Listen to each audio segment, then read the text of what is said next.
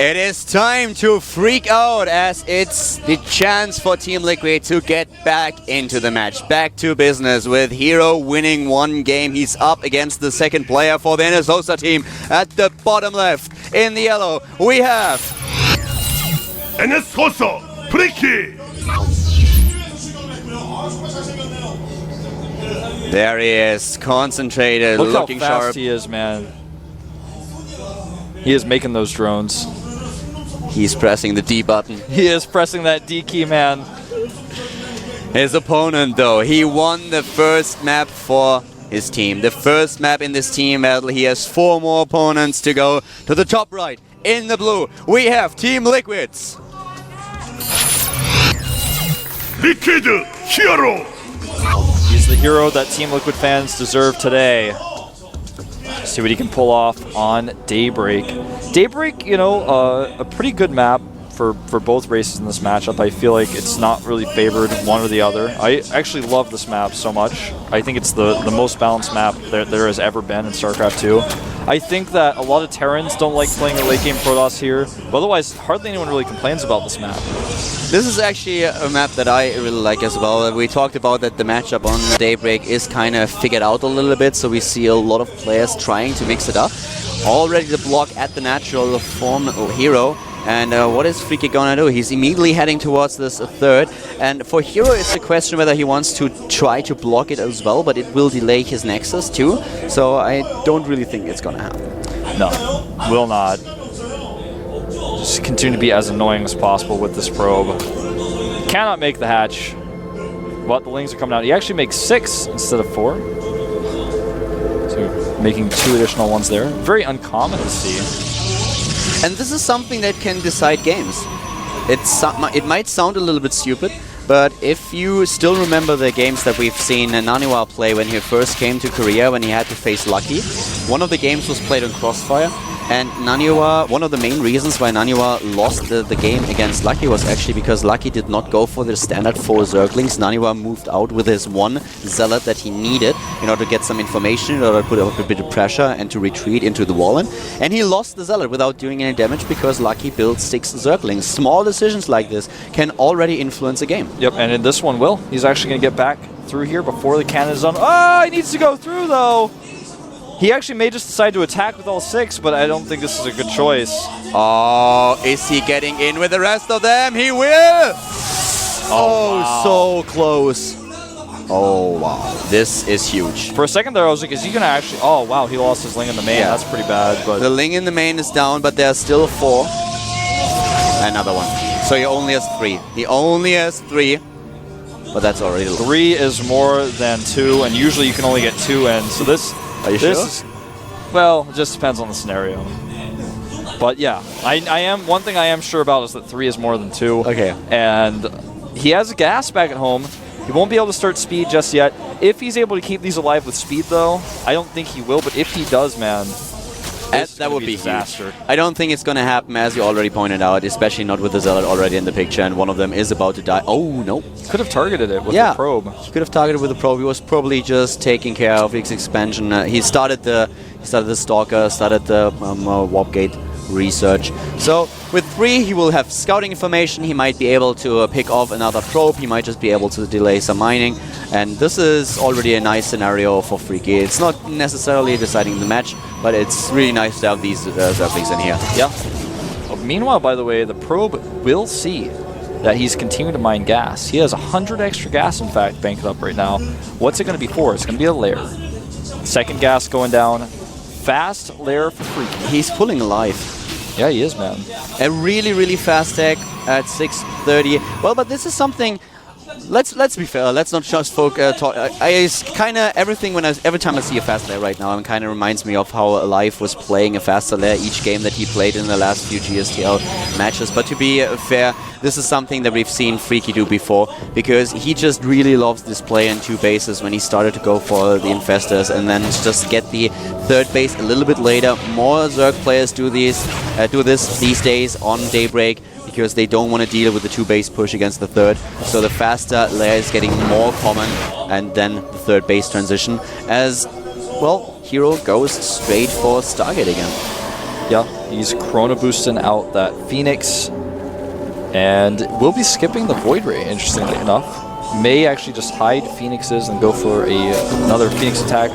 And in freaky fashion, we get Infestation Pit first here, getting the Evolution Chamber now as well. He's going to try to scout, and we'll see the Phoenix, in fact. We saw live with an interesting opening as well. He kind of tried this against a Protoss player on this map and was a bit caught off guard by Puzzle when we saw the... Was it Puzzle? I'm a bit confused here. I think it was. Which match is this? Live? Live Daybreak with the Observer, the Infestors rally toward the main base.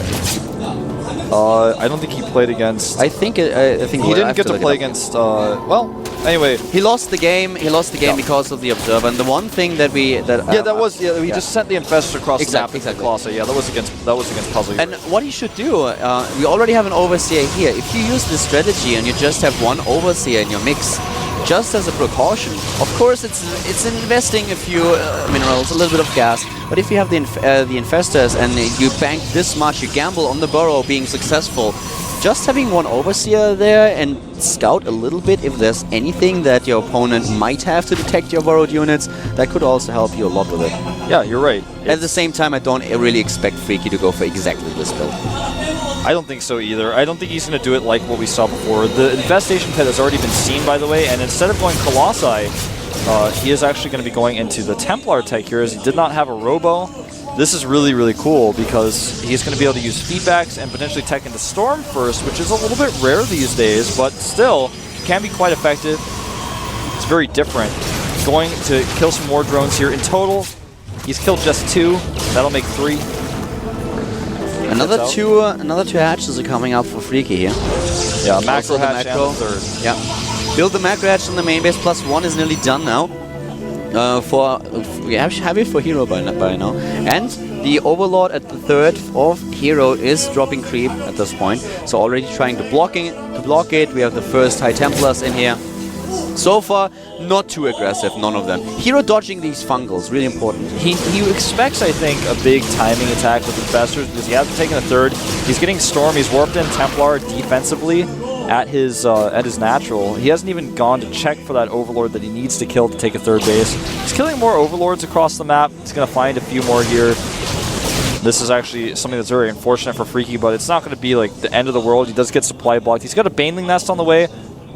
Overlord speeds and drops as well here, so we may see some fungals with Baneling drops on top of Stalkers, potentially through the mid and late game.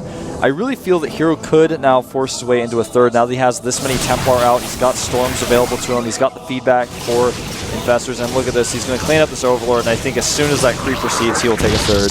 While we have Freaky now with the Spine Crawlers, he's trying to go for this tech, getting all of this in-game, and for his opponent, for Hero, with a Warp Prism, he will be able to once again get into the main base of his opponent with all the... Well, there is not going to be any chance of scouting because of all these Phoenixes, and I'm really eager to see how he's going to use this Warp Prism. He may try to do Storm drops. That's really, really risky. We've seen it by Ace. Yeah, we've seen Ace do this in the past. I think he's probably the one who's done it most successfully out of anyone else. I think I've seen Killer do it too, but it's very, very risky, hard to pull off. He already laid the groundwork. We have no Overlords. There's no Overlords to the right side of the main base. He can get in here with his Warp Prism, no problem. We see the transition into Broodlord tech with the Hive coming out, the Spire coming out here as well. The third base for Hero is incredibly late, but he will be able to hold this pretty easily. And here comes the first Warp Prism. It's filled with High Templar, 1 Zealot in the mix as well. And he may actually trade that. But this is going to be really interesting to see. How will he execute this? Will this actually work? He's got the Phoenixes in position. Oh, look at this. Yeah, double Baneling drop. Oh, is it actually Infestors? Wow. It's Infestors. Yeah, you're right. He spots and he it though. spots them. Oh, this is unfortunate. He needs to drop them. He needs to pick him up too. Well, this is going to be a weird trade. Yeah, and here comes the drop into the main base though. Here come the Zerglings. He's pulling a TLO here. He certainly watched those Good A games as it looked like. He's walking in at the same time. He's attacking the third, but the Storm drop is happening. Oh, he kills so many drones. He kills Larva as well. In total, 18 workers killed now. 18 workers killed, another storm hits, and I have to say that I'm impressed of how Freaky dealt with this. He immediately realized the storms and pulled them away, even though he was attacking, but still another storm goes off, and Hero is suddenly ahead. 40 supply is adding another Stargate, more upgrades. Hero looking really strong. Yep, Hero's looking really good. Now This with the drop- second Stargate, man. He defended so well against the drop of Freaky. Yeah, he did. With the second Stargate, I think we may see a Fleet Beacon. I think that could lead to several interesting things. I'm really looking forward to seeing exactly what Hero's going to do.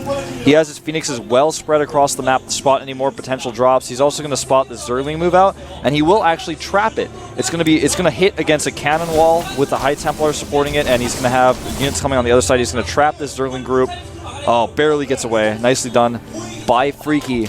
To the top left, we had the hatch cancel with 2 zealots. Yep. And here's the Fleet Beacon. There's the Fleet Beacon. And guys, I cannot stress enough, with the second Stargate, this may not just be your average mothership. We may be just like going, all right, this is time I have to make a Stargate to make a Fleet Beacon, not thinking about the fact that he already has a Stargate, but it may be carrier play. It's something we've seen more and more recently. Oh, the position for the zealots here is great. Freaky not able to really capitalize on this. He wants to drop again. Or does he? At the top left, we have the Zealots going strong against the Zerglings. Nice position here for him. Freaky is way behind right now. 3 attack upgrades, 2 armor for Hero. Yeah, he needs something to pull this off. This Warp Prism has 3 Zealots and 1 High Templar. And he's dropping them. Nice control here by Freaky. Reacts just in time. Another warp in though. Yep, he wants to feed back these Infestors with the Templar, and he gets them. There's no fungals. Only 2 fungals left. Another feedback, 2 feedback hit. Very well executed, very well done.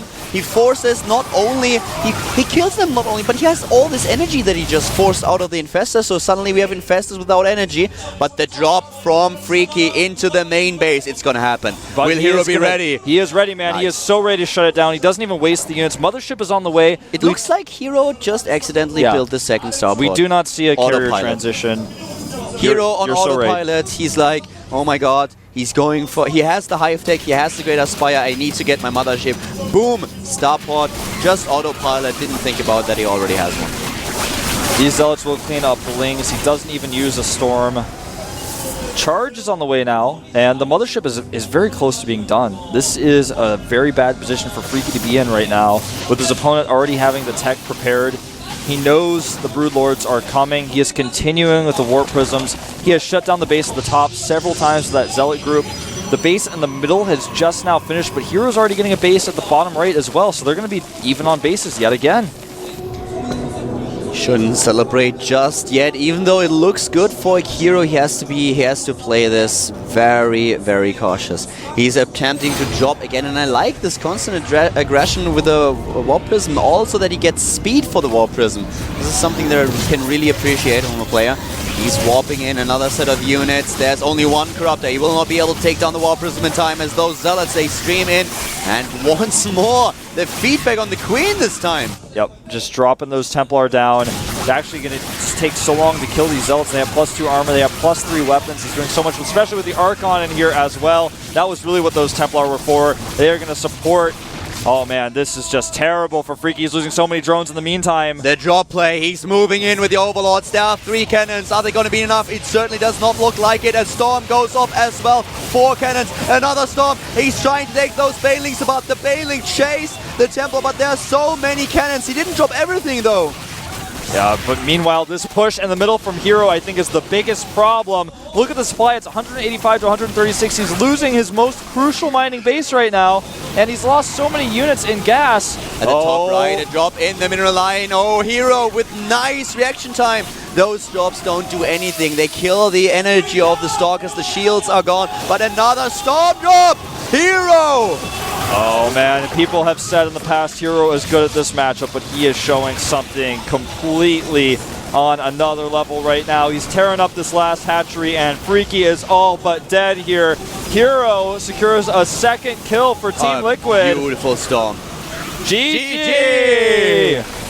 Not only does Hero deny the all kill, but he takes a 2nd win. Indeed he does. And I'm really impressed here because the strategies that Freaky used, that was really, really smart. A lot of Protoss players struggle when a Zerg starts to do this unconventional drop play. We've seen in the past a time where Zerg tried to use Baneling drops upon the main army. That's something that actually was introduced by Morrow, and it was so well done and so common, but right now those drop plays into the main are really not something that you see too often. So Hero defending this well against him, at the same time using the drop to take down Freaky, that was really a lot of multitasking, and it was well executed.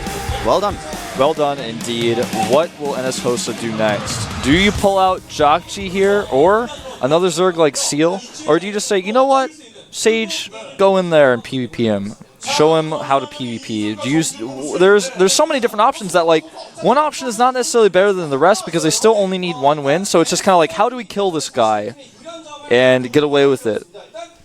From my personal opinion, it's inevitable that if this goes the full length, you will get Seal as well. So you might just as well throw down another Zerg player right now. For them, I think the order does not really matter. There's 3 players will left. play. Yeah. In my opinion, I think that Seal is definitely going to play.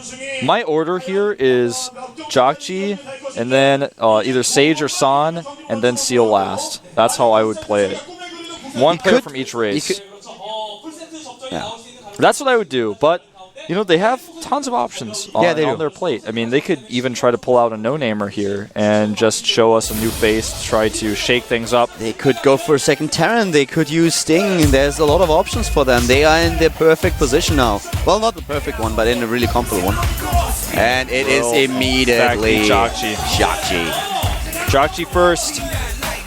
I strongly feel Jokji, then a Protoss, and then Seal, man. And Hero, that way he's constantly having to shift gears against this team. Have the Zerg come out last because he just beat a Zerg, so to face the next Zerg, wait 2 more games if need be. This is the advantage of being ahead in a clan war like this, but Liquid holding strong with their Hero. Yeah, they do. And for Hero, it must feel like, okay, it's Jokji, let's get it out of the way. Yep. He has played in GSTL 8 times and did get 1 all-kill. And that was before his victory in Code S. This guy has shown a lot of experience, a lot of great play. Used to play for the clan NSP, like players like Tassadar and Genius. They all come from the same place, the same clan. And I'm wondering what we're going to see from this guy today. Will we see play like Jinros, like Banshee play some sort of unique opener, or will we just see a straight-up macro game? I personally think he's going to be very Korean here and just go 1 racks expand. Whatever it is, guys, get a chair. This is going to be good. We have Jokji against Hero. After a 5-minute break, we will be back with a GSTL. Has like Hollow and Wolf for you today.